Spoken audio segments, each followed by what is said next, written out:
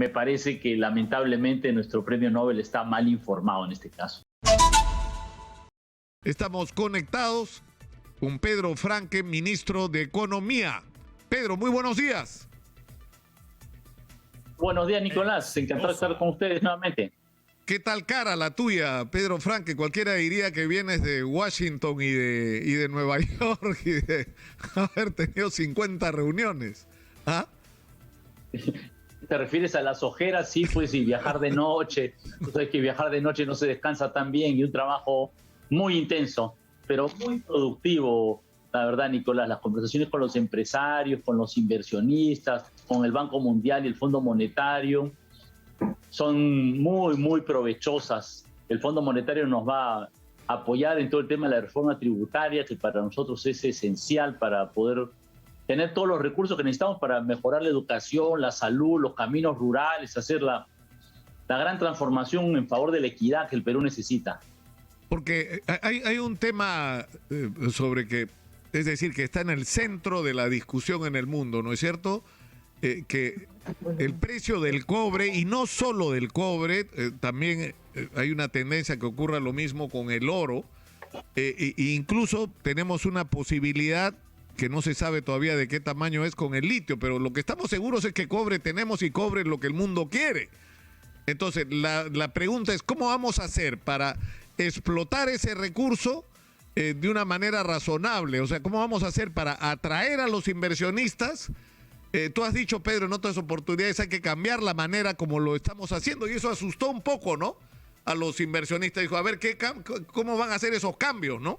¿Cómo nos van a cambiar las reglas de juego? ¿Cómo se va a manejar eso? Pero mira, ayer hubo la convención de Perumín y yo venía justo de hablar con los grandes transnacionales y hay un reconocimiento general de que hace falta, el Banco Mundial ha llamado un nuevo pacto social de la minería con las poblaciones, con el país. A mí me parece que eso está claro, porque si no, lo que tenemos son conflictos sociales estallando y una desigualdad que ya el país ya no la soporta. Y este nuevo pacto social, te he explicado, tiene como una parte macroeconómica. Necesitamos más recursos fiscales, resguardando la competitividad, pero más recursos fiscales para que el Estado invierta en educación, en salud, en caminos rurales. Y también necesitamos un enfoque más territorial, un enfoque en el cual las empresas mineras, junto con el Estado, con los gobiernos regionales, locales, las comunidades, tengan un enfoque de desarrollo global para las zonas de influencia minera y que esto se aplique incluso antes y durante el tiempo en que se va desarrollando la inversión minera, porque si no vemos todos estos conflictos que nos revientan a cada rato y que son la principal traba para la inversión en el Perú. El nuevo pacto social va a permitir más desarrollo social, más cuidado con el ambiente y también que la inversión minera se desarrolle mejor. Pero ¿esto qué significa? Y te voy a decir una cosa, Sí. los grandes inversionistas mineros son conscientes de la necesidad de este cambio, ya están en este giro. No, claro, es sorprendente escuchar en el Fondo Monetario Internacional hablar de la agenda social, ¿no? Que era una cosa impensable hace algunos años, ¿no? Es decir, eso lo podía escuchar uno de un mandatario izquierdista, pero no de un técnico del Fondo Monetario Internacional. Ahora, ¿cuál es la idea, Pedro? ¿Cuál es la idea de que atraigamos inversión y mejoremos, digamos, la posición en esa negociación para el Estado? ¿Pero cómo? ¿Teniendo una participación mayor del Estado? O sea, ¿cómo se va a manejar eso? Una participación mayor, quiero decir, en las utilidades, o ¿cómo? ¿Cuál es el procedimiento que se está buscando? Claro, el tema esencial ahí respecto de compartir las ganancias es el tema tributario, la reforma tributaria, ¿no? Ahí tenemos tres instrumentos en el Perú ya establecidos, no necesitamos más, son las regalías, el impuesto especial a la minería y el impuesto a la renta. Y ahí la idea básica es que hoy que el precio del cobre está en 4.20, hay un margen de sobreganancias grande en el tramo superior, digamos, de ganancias, y esa parte, esas ganancias tenemos que recuperarlas para ponerlas en educación, en salud, en caminos rurales. Las empresas mineras incluso pueden utilizar en parte estos recursos para hacer obras por impuestos, es decir, invertirlos preferencialmente y anticipadamente en las zonas de influencia, en las comunidades y regiones donde están. Y al mismo tiempo, por otro lado, les damos las ayudamos a resolver los conflictos sociales, las ayudamos a resolver las pequeñas trabas burocráticas que puedan tener, tenemos una buena relación para tratar de facilitar el financiamiento, y por eso es que nosotros tenemos, por ejemplo, esta mesa ejecutiva del sector minería, que el Ministerio de Economía y Finanzas como que trabajamos permanentemente para tratar de ayudar a sus operaciones. Y fíjate, Nicolás, una cosa interesante que ha salido ayer nomás en el diálogo con las empresas mineras y la sociedad de minería es la potencialidad de los proveedores mineros. La sociedad de industrias dice, oye, ¿por qué no somos los peruanos más los que producimos las botas, los uniformes, los repuestos que necesita la minería? Y nosotros hemos dicho, pero fantástico, hagamos una mesa de diálogo y la vamos a hacer, una mesa ejecutiva de proveedores mineros con la minería, el Estado, para ver cómo ayudamos a que la inversión minera tenga un mayor multiplicador, decimos los economistas, ¿no? Genere más eslabonamientos y empleo en el Perú. Y mira, yo la verdad es que en la gira internacional, ¿qué es lo que veo de distinto, no? Lo que veo de distinto de lo que uno puede ver en el Perú es que, la verdad, los inversionistas internacionales están muy interesados en invertir en el Perú. Newmont dice, ok, ya decidimos, vamos a comenzar nuestro proyecto de 2.100 millones que se llama Yanacocha Sulfuro, comenzamos 500 millones este año. Entonces, que un proyecto de eso demora varios años en operar.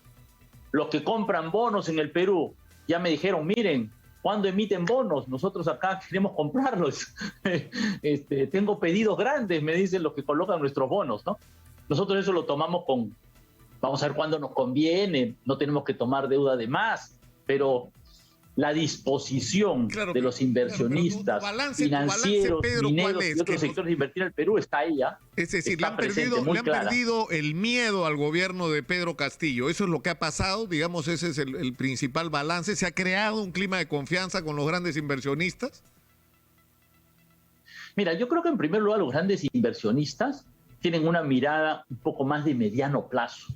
Me da la impresión que en el Perú como que estamos viendo los problemas de la semana, del día, el titular del momento, pero nos olvidamos de las perspectivas de mediano plazo, ¿no? Del balance político, económico, social de mediano plazo.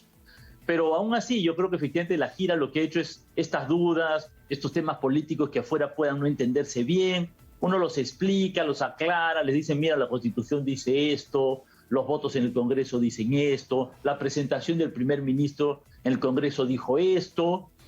Entonces la gente como que, ok, ahora entiendo un poquito mejor el ambiente. Ven claramente algo muy importante en la gira fue el mensaje del presidente Castillo. O sea, para los inversionistas, una cosa es que hable yo, pero muchísimo más valor tiene la palabra del presidente. Lo cual es lógico, digamos, ¿no?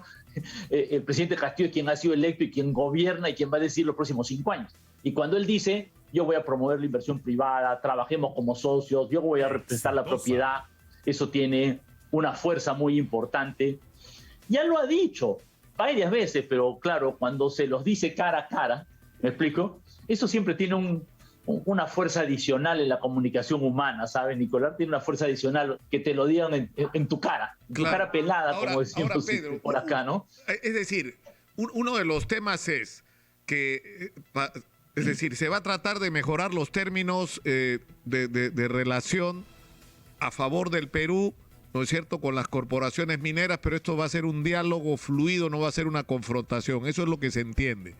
Sin embargo, tal vez uno de nuestros problemas más importantes no es necesariamente la porción de la torta que nos toca, sino cómo la administramos.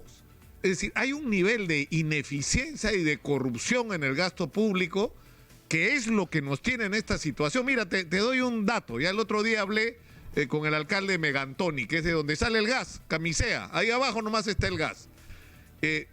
No tienen nada, no tienen médico en la posta médica, no tienen agua potable, o sea, carecen de las cosas más básicas. Pedro, tienen 200 millones de soles anuales de canon, 200 millones de soles, y por razones burocráticas no lo pueden gastar. O sea, con 200 millones de soles anuales le cambian la vida, no a las 12,000 personas que viven en ese distrito, ¿no? Sino le cambian la vida a una provincia entera. No, eso es verdad que en el Estado peruano tiene un nivel de ineficiencia, de lentitud, digamos, en algunas cosas que es importante. Ahora fíjate, la inversión pública este año, por ejemplo, está teniendo un nivel récord y la inversión de los gobiernos regionales locales está teniendo un nivel récord.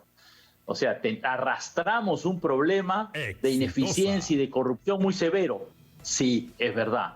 Y además, durante varios años los problemas de corrupción han sido tan grandes que en muchos casos uno como que un funcionario público tiene miedo de meterse, ¿no? Lamentablemente genera este tipo de reacciones. Pero si uno ve las cifras, me explico, los economistas somos gente de números, ¿sabes? ¿No? Claro. Y los números te dicen que la inversión pública y la inversión de los gobiernos regionales y la inversión de los gobiernos locales va aumentando. Desde luego, respecto del nivel de las enormes brechas que existen, de los recursos que hay en algunos gobiernos regionales y locales, de lo que se podría hacer, hay mucho por hacer, ¿no? Como en muchos otros casos, el vaso puede verse medio lleno, claro, o medio vacío, ¿no? O ahora, somos fíjate. Pesimistas de la realidad, pero optimistas del ideal. No sé si recuerdas esa frase. Sí, claro que sí. ¿No? Pero Pedro, mira, el otro día hablando con el profesor Cadillo, el ministro de Educación, él estaba muy sorprendido por la lentitud con la que se desarrollaba la construcción y reparación de colegios. Y él me decía, por ejemplo, que un expediente técnico podía demorar 2 años como si fuera el primer colegio que se fuera a construir en el mundo, ¿no? Entonces él decía, lo que queremos es que haga módulos, o sea, un sistema modular, o sea, tenemos 10, 12 módulos diferentes según la región, según la sismicidad, según ¿no? Si llueve o no llueve, ¿no? Y tú adaptas ese módulo según cada colegio que vas a construir. Entonces, probablemente un trámite de 2 años puede durar 2 meses, no 2 años, ¿no? Porque ya estás preparado para... Por supuesto, Nicolás. O sea, ese tipo de cosas son indispensables, ¿no? Mira, nosotros estamos planteando justamente reformar lo que se llama la ley de adquisiciones y contrataciones en el Estado, pero ese tema específico yo lo conozco porque yo fui director ejecutivo de Foncodes y nosotros hacemos colegios en 3 meses. Y efectivamente pasa porque en una serie de temas un colegio es más fácil que un hospital, puede tener un plano estándar. Sí te diré que como conozco el tema, hay un pequeño tema de ingeniería al cual sí hay que prestarle atención, que es efectivamente la geología, los suelos y los riesgos, ¿no? Como tú dices, la sísmica de la zona, la calidad de los suelos. Tú puedes tener el mismo edificio, pero depende de en qué suelo, con qué inclinación, con qué lluvias te estás ubicando. Pero, dicho esto, porque alguna vez he visto ese problema, lo que tú dices es totalmente correcto y efectivamente hay mucho espacio para tratar de mejorar la construcción y además para hacerla, como tú dices, tal vez con módulos o con, ¿no?, proyectos preestablecidos, adaptados regionalmente. Porque te diré que estuve en Purús con el presidente hace como un mes y veo que construyen un centro de salud de puro cemento y en la zona ese material es absolutamente carísimo y llevar los materiales tiene un precio como absurdo. Ahora hay que construir una comisaría, es indispensable. La verdad es que el nivel en que está la comisaría en Purús es deplorable, pero lo razonable es hacerlo con materiales de la zona, con madera, porque la diferencia de costo y la adaptabilidad es enorme. Entonces tenemos que tener soluciones, digamos, regionalizadas, ¿no?, adaptadas a cada región. Y la verdad es que ahí los gobiernos regionales también tienen una chambita que hacer, te diré. Ahora, desde el MEF nosotros estamos comprometidos en ayudar, en capacitación y en ver cómo mejoramos, como te digo, la ley de contrataciones y adquisiciones y hacemos quizás algunas mejoras en el sistema de inversiones para que esto pueda fluir de la mejor manera. Ahora, el tema del Banco Central de Reserva se ha convertido en, digamos, como un tema emblemático, ¿no es cierto? Si se resuelve lo del Banco Central de Reserva, se mantiene la confianza. Ahora, Julio Velarde se queda, eso está claro. ¿Cuándo se va a formalizar esto? Es decir, la ratificación, mira, porque su mandato como está... Como he dicho varias veces, el tema es... Claro, como he dicho varias veces, el tema es que no solo es Julio Velarde, la presidencia del BCR es muy importante, desde luego, sino es el directorio. Y el directorio es nombrado en parte por el Ejecutivo, en parte por el Congreso. Y queremos un directorio que sea muy profesional, muy técnico, muy libre de cuestionamientos. Queremos evitar problemas del pasado y eso exige una concertación entre el gobierno y el Congreso para que el conjunto, ¿no?, digamos, tenga sentido, y eso es lo que demora un poco, pero yo creo que ya ¿Pero cuándo? la próxima semana, máximo en 2 semanas ya tenemos que tener una el directorio para esto, cuándo, ¿no? como dice Ahora, la canción, que la próxima semana vamos a tener, Pedro, se puede decir, o sea, que el ministro Franque dice, en una semana tenemos directorio del Banco Central de Reserva. Máximo 2. Meta próxima semana. Y se puede adelantar un A mí me nombre. gusta ser cauteloso Oscar también, Dancourt, porque tampoco me gusta ser muy cuidadoso con los plazos, ¿no? Me imagino. Pero Oscar Dancourt está en la lista.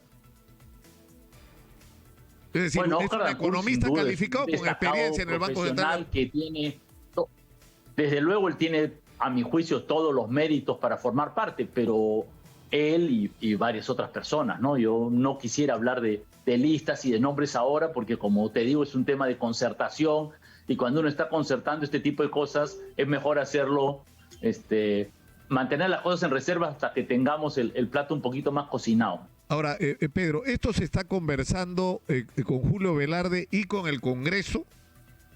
Es decir, porque la idea es que, porque el problema, y se habla poco de eso, ¿no es cierto? O sea, en el Banco Central de la Reserva está un señor que era secretario general de Fuerza Popular y un comentarista político de ultraderecha que confesó que no sabía nada y que tenía que estudiar. O sea, y al directorio del Banco Central de la Reserva no vas a estudiar, ¿no es cierto? Vas a aplicar lo que sabes, ¿no? No es una maestría, bueno, ¿no? Definitivamente, ¿no? El Congreso ha nombrado una comisión especial y bueno, el Congreso es una entidad autónoma, desde luego, ¿no? Ahora, el esfuerzo de concertación implica precisamente el buscar un directorio que en este caso sea absolutamente profesional, con altos conocimientos sobre el tema, que sea un equipo, porque, bueno, en un equipo de 7, pues, también hay que combinar un poquito alguna diferencia de habilidades, ¿no? Es como un equipo de fútbol. No, necesitas arquero, defensa, mediocampo, delantero, ¿no? Hay que buscar un equipo de conjunto. Pero sí, nuestra tarea estas semanas, estos días en realidad que vienen, es precisamente tratar de resolver ese tema. Ahora, siguiendo con el tema puramente económico, este tema del impuesto, o sea, Joe Biden ha anunciado una reforma tributaria que implica un aumento de impuestos a los que más ganan y una disminución de impuestos a los que menos ganan, es decir, una discriminación tributaria en función de los ingresos o de las ganancias. ¿Algo así se pretende hacer acá en el Perú? Fíjate, y déjame complementar esto. Colombia, con el gobierno derechista de Iván Duque, acaba de aprobar una reforma tributaria. ¿Cuál es uno de sus puntos esenciales? Aumentar los impuestos a los tramos más altos de ingresos y a las empresas. Guillermo Lasso, el presidente de Ecuador, acaba de anunciar una propuesta de reforma tributaria. ¿Qué cosa ha dicho Guillermo Lasso? Banquero, de derecha, que los que más ganan tienen que pagar más. ¿Qué opina el Fondo Monetario Internacional sobre los temas de reforma tributaria? Como opinión general, no lo ha dicho sobre el Perú, ¿no? La opinión general del Fondo Monetario Internacional es, luego de esta crisis, los que tienen más riqueza tienen que aportar más. Miren, yo creo que hay un consenso internacional. El grupo de países más desarrollados ha tomado un acuerdo, poner una tasa mínima de impuesto a la renta, que es el impuesto a las ganancias, para que no haya nadie que baje eso demasiado. Entonces hay un movimiento internacional a favor de un régimen tributario más justo, que precisamente es lo que tú dices, ¿no? Como que los que ganan más, los que tienen mayor riqueza, eso es el grupo el cual que debe aportar más. Y en nuestro juicio en particular, las pequeñas empresas, las microempresas, hay que simplificar el sistema. Hay que hacerles más fácil la vida para que, en general y en particular, luego de esta pandemia, puedan formalizarse, quizás pagar un poquito de impuestos, me explico, cuando corresponde, pero que no sea algo traumático y que facilite la formalización. La formalización tiene varios otros problemas, digamos, ¿no? Pero por lo menos por el lado tributario, hagámosle la vida fácil, ¿no? Ahora, creo que de eso se trata. Y en el tema agrario, es decir, tenemos un boom de la agroexportación y la idea es expandir el área cultivada y eso supone las grandes irrigaciones. En segundo lugar, hay el reto de incorporar a los pequeños productores al circuito de la agroexportación para que todos se beneficien. Pero en tercer lugar hay un problema con el impacto real que ha tenido la nueva ley agraria, en el sentido de que los grandes se la están cumpliendo, pero de los medianos para abajo lo que está pasando es la informalización.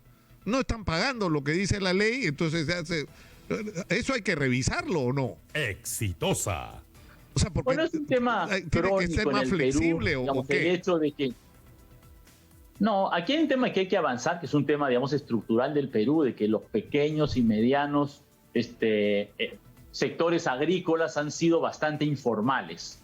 Ahora, fíjate, yo creo que un hecho importante en este año es que ha habido en el sector agroexportador ahora la palta es uno de nuestros principales o el principal producto, y la palta tiene un alto componente de pequeños y medianos empresarios agrícolas que están produciendo este producto y que llega incluso a diversas zonas de la sierra del Perú que habían participado poco en este boom agroexportador.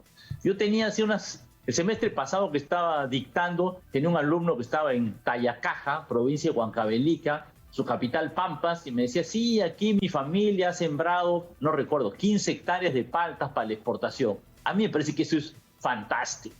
Esto me parece que el que la agroexportación se desarrolle hacia la zona más deprimida del Perú es una increíble noticia para el país. Ahora, desde luego hay un reto ahí por la formalización, ¿no? El Estado llega poco a muchas regiones, provincias, distritos, sobre todo en zonas rurales y de selva, y llega poco tanto por el lado de prestar servicios como por el lado de generar un sistema de formalización tributaria. Y ahí tenemos un gran trabajo por hacer. Pero a mí me parece que, como tú dices, también el otro gran tema son las irrigaciones, ¿no? Tenemos en cartera Majes-Siguas y Chavimochic, digamos, más que en cartera, a medio camino, y ahí tenemos que nosotros vamos a poner fuerte punche para que salgan, ¿no? Para que termine de concretarse esos proyectos, ¿no?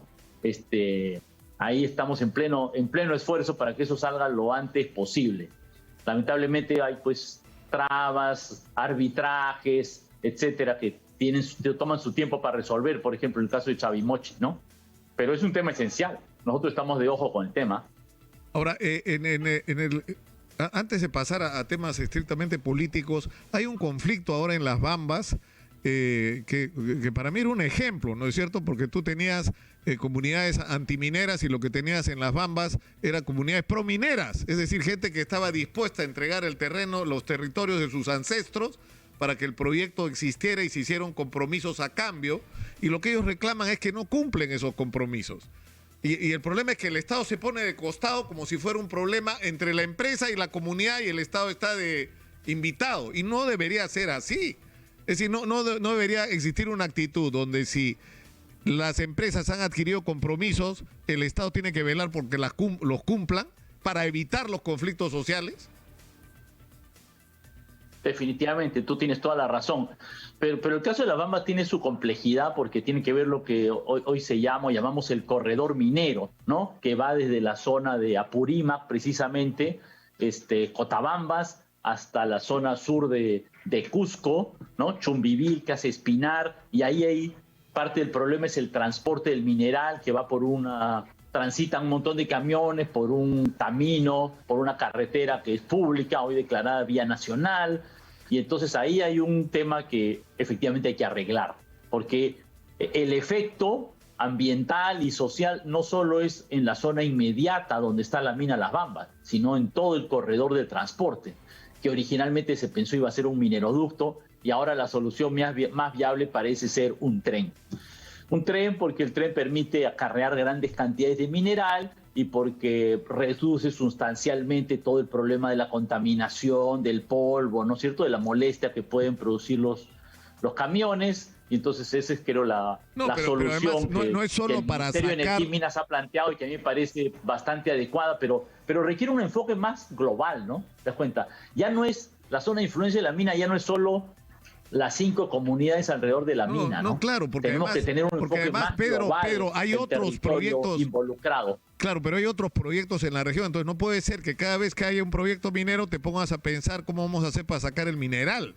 O sea, si tú tienes como Estado un proyecto de largo plazo y sabes que hay 10 proyectos o 12 proyectos mineros en esa zona, pones un tren para sacar todo el mineral que se pueda, pero además lo usas para transportar productos agrícolas, para el comercio, para los... ¿no? O sea, eso es lo que nos falta, ¿no? Por supuesto. Por supuesto, por supuesto. Y lo que tú dices es exactamente correcto. O sea, en la zona no solo hay bambas, hay varios minas medianas y grandes, digamos, ¿no? De volumen, a las cuales efectivamente el tren pues conectaría todos estos proyectos, ¿no? Sirve colectivamente a todo este desarrollo del corredor minero, que incluso, ya yo no soy tan experto en el tema, pero puede ampliarse hacia otras zonas, y como tú dices, es totalmente correcto, y en otras partes del Perú pueden empezarse soluciones similares, y este es un proyecto además que puede ser perfectamente un proyecto privado, es decir, la inversión de este tren, lo que va a hacer este tren es prestarle servicios de carga a la empresa minera, que de todas maneras tiene que pagar servicios de carga. Entonces esto puede ser un proyecto, esperamos, autofinanciado, porque el volumen de carga, y hay más proyectos mineros, entonces eso justifica, entiendo yo, un proyecto como este. Ahora, lamentablemente, pues estamos bien atrás, ¿no? O sea, no se han hecho los estudios, no se ha promovido, hemos seguido año tras año tras año manteniendo un esquema que ya no da más. Ya no da más, simplemente, ¿no? Transformarlo, construir un tren, no se hace de la noche a la mañana, lamentablemente, ¿no? Hay que poner en marcha el proyecto, pero eso sí, hay que ser conscientes que demora algunos años. Un tren Pedro, no se construye en 6 meses. Pedro, tengo dos preguntas políticas. Primero, la que tiene que ver con la entrevista que le ha dado Mario Vargas Llosa a Carlos Loé de Mola en México, donde ha dicho que, bueno, de alguna manera ha reconocido que el triunfo de Castillo es su derrota, ha dicho, pero lo serio es que ha insistido en que las elecciones en el Perú han sido adulteradas. ¿Cuál es la opinión que te merece que Mario Vargas Llosa esté diciendo esto en México? Bueno, mira, yo siempre he sido un gran admirador de la literatura de Vargas Llosa. Varias obras me parecen fantásticas y las he leído varias veces. Políticamente, a veces he concordado y a veces no, pero me parece que en esta oportunidad el poner en tela de juicio unas elecciones que, no sé, el grupo de observaciones de la Organización de Estados Americanos, la Secretaría de Estado de Estados Unidos, la observación de la Unión Europea ha declarado que fueron justas, me parece que lamentablemente nuestro premio Nobel está mal informado en este caso. Y sobre el tema del gabinete, ¿va a haber cambios en el gabinete o no va a haber cambios? ¿Ha habido conflictos, dimes y diretes sobre lo que dijo Guido Bellido, sobre lo que dijo el vicecanciller Chávez, sobre el tema del gobierno de Venezuela? ¿Cómo se va a resolver esto? Nicolás, como tú sabes, el cambio de gabinete es una potestad pues, del presidente de la República. Ahora, yo estoy seguro de que en estos días el presidente, con el premier, con el canciller, lo que es que el canciller todavía está afuera, no sé si ya regresó, en realidad sé que hasta ayer tenía trabajo en Nueva York. Yo estoy seguro que van a tener un diálogo estos días y van a resolver estos temas, estos malentendidos que quizás pudiera haber habido, ¿no? Pero no ha habido reunión de gabinete entonces, desde el regreso del presidente. Solo de manera virtual, porque usualmente son los miércoles en la mañana. Personalmente un par de ministros o varios estábamos fuera, el presidente estaba llegando pues de madrugada. Honestamente, luego de una intensa gira, cuando llegas viajando toda la noche, la verdad es que se necesita un descanso y doy fe de eso, ¿no? Como que viajar toda la noche y llegar de frente al Consejo de Ministros, no, ya, nuestro cuerpo tiene un límite, Nicolás, nuestro cuerpo tiene un límite. Ahora, así que algunos temas urgentes se han visto en un Consejo de Ministros virtual, que es algo legalmente viable. Ya se han tomado algunos acuerdos y ya pero hay o no hay un fraccionamiento. Consejo de Ministros presencial, que siempre es importante. ¿Hay o no hay para fraccionamiento en el gabinete? ¿Hay o no hay fraccionamiento en el gabinete? Yo no veo que haya fraccionamiento. Yo creo que en algunos casos cosas puede haber diferencia de opiniones. Desde luego, para eso uno está ahí para discutir y para acordar y para luego caminar todos juntos como equipo. Ese es mi punto de vista. Yo no veo que haya fraccionamiento. Ahora, con respecto al tema del dólar, que es algo que agobia a los peruanos, el economista Javier Zúñiga nos dijo el otro día que si se hacen las cosas correctas y recuperamos los niveles de confianza, el dólar podría bajar a 3.7 e incluso bajar más, pero 3.7 dijo que es un objetivo. O sea, ¿es posible eso? ¿Qué cosa podría hacer el ministro de Economía para que eso pase? Porque está afectando nuestras vidas, Pedro. Por supuesto, mira, lo que los economistas llaman los fundamentos macroeconómicos, los fundamentos del tipo de cambio, claramente indican que el nivel del tipo de cambio hoy está demasiado alto, ¿no? No corresponde a un equilibrio de mediano y largo plazo, y eso es, yo creo que algo que todos los economistas te dirían, ¿no? Yo creo que hay un desalineamiento temporal, y yo estoy seguro que en las próximas semanas, meses, en la medida que se aclaran las dudas, digamos, que puede haber en el tema político, la gira misma que reafirma la confianza de los inversionistas internacionales, todo esto va a permitir que el dólar vaya bajando. ¿A cuánto?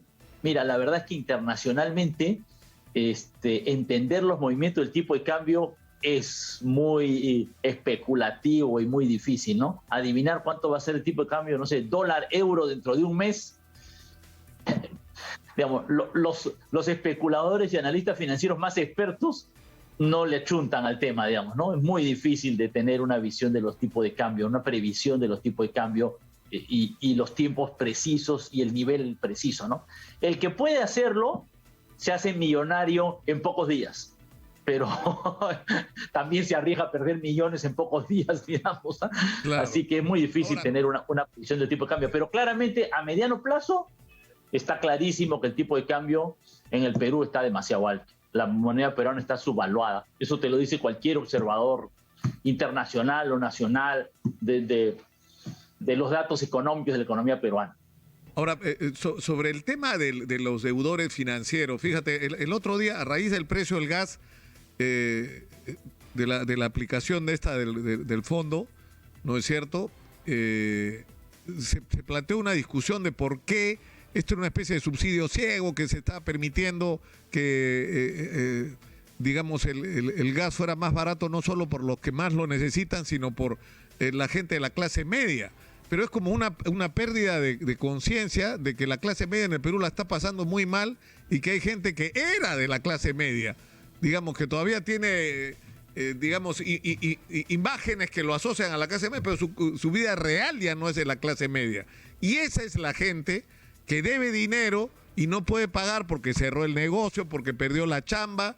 O sea, ¿qué se va a hacer, Pedro, con los deudores financieros? Van a perder su casa, sus carros, los equipos que compraron con deudas personales para poder montar pequeños negocios.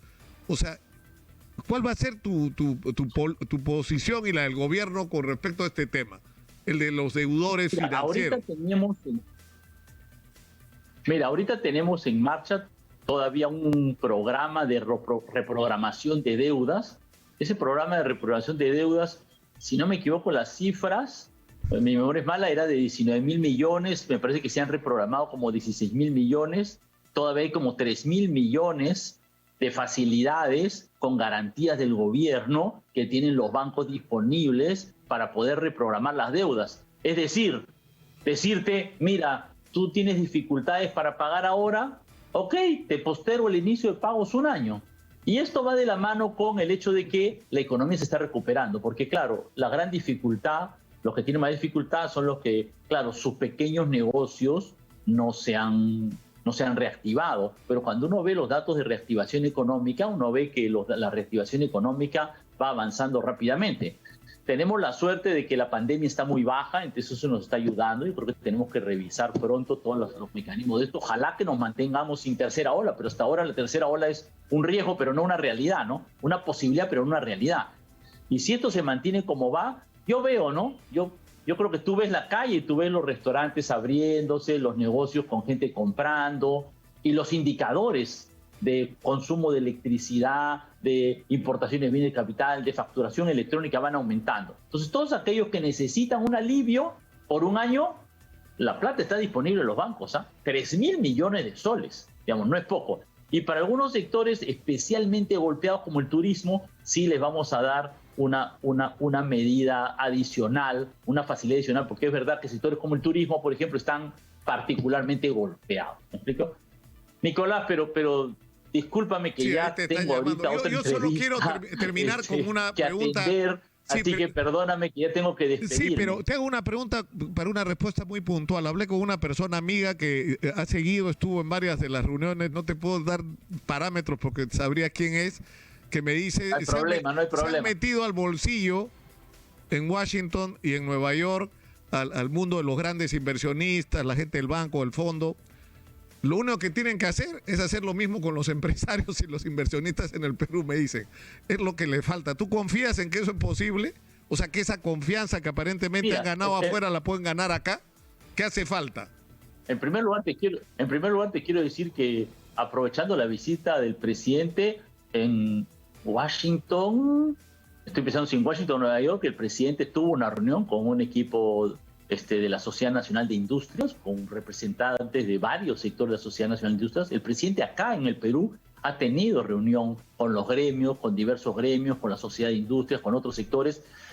El MEF, el Ministerio de Economía y Finanzas, hemos tenido reuniones con los grandes empresarios, con los pequeños empresarios, con los empresarios descentralizados, con el sector minero, con el sector acuícola, con el sector forestal. Programamos nuevas mesas ejecutivas de diálogo, así que nosotros estamos en este diálogo permanentemente, y yo creo que el mensaje del presidente en el exterior ha sido muy claro y eso también rebota en el Perú, ¿no? Se ve en los medios y yo creo que eso está ayudando mucho para tranquilizar a aquellas personas que, bueno, por sus propias razones pueden haber tenido cierto nerviosismo, pero creo que la línea de política económica que ha señalado el presidente Castillo de promover la inversión privada, de respetar la propiedad, ha sido sumamente clara.